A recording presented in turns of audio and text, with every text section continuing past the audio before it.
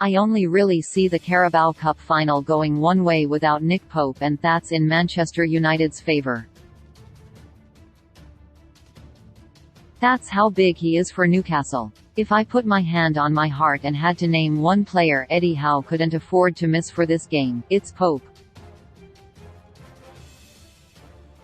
When you watch Marcus Rashford at the moment, he just looks like he is going to score in every football match that he plays in. It's got to the stage where there is an inevitability about him hitting the back of the net. It feels like you're already 1-0 down when going up against United. I just don't see him not scoring a goal, if past fit, and that's why the goalkeeping debacle is a major worry for me. I am gutted for Pope. Yes, he did wrong. It was a red card, but for me, there is no way the suspension should be carried over from the Premier League. It leaves a bad taste in my mouth, to be honest. It's such a backwards rule that really needs changing. The lad has been robbed of playing in one of the biggest games in the club's history. In football terms, it's heartbreaking.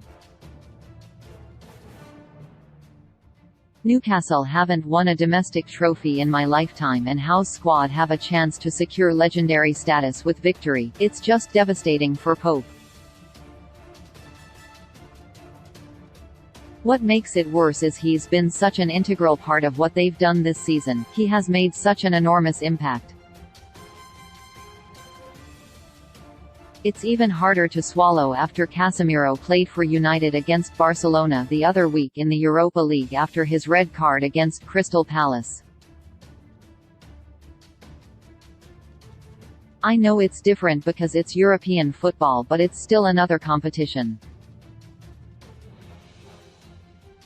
It doesn't seem fair. It's truly remarkable that Loris Karius could now start between the sticks for Newcastle, but the decision between him and Mark Gillespie is far from straightforward. I think Howe has to form his decision on who performs best in training this week. It's the only way you can determine who looks ready for the challenge. Playing Karius would be a concern for me, but at the same time, he has played in big football matches.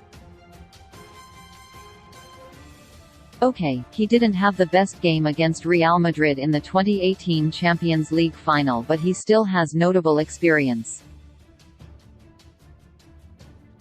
Either way, it's enormous pressure.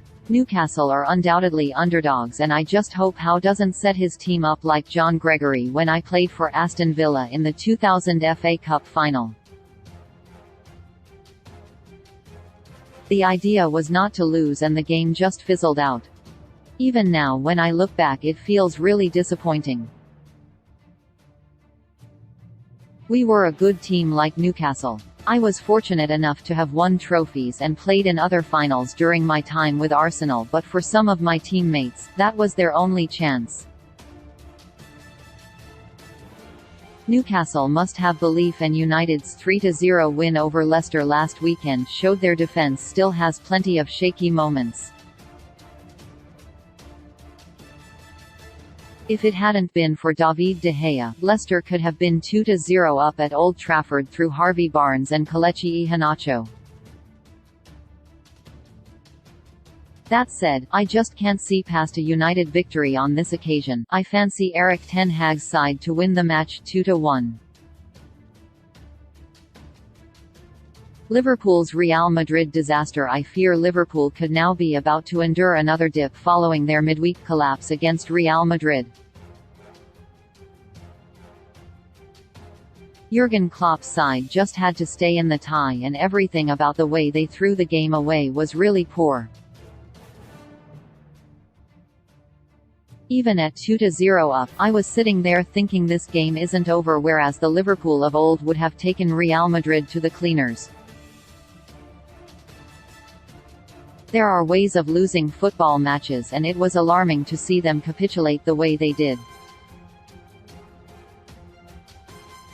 On the fifth Real Madrid goal, there was just one defender at the back. Let's be honest, it's a two-legged tie.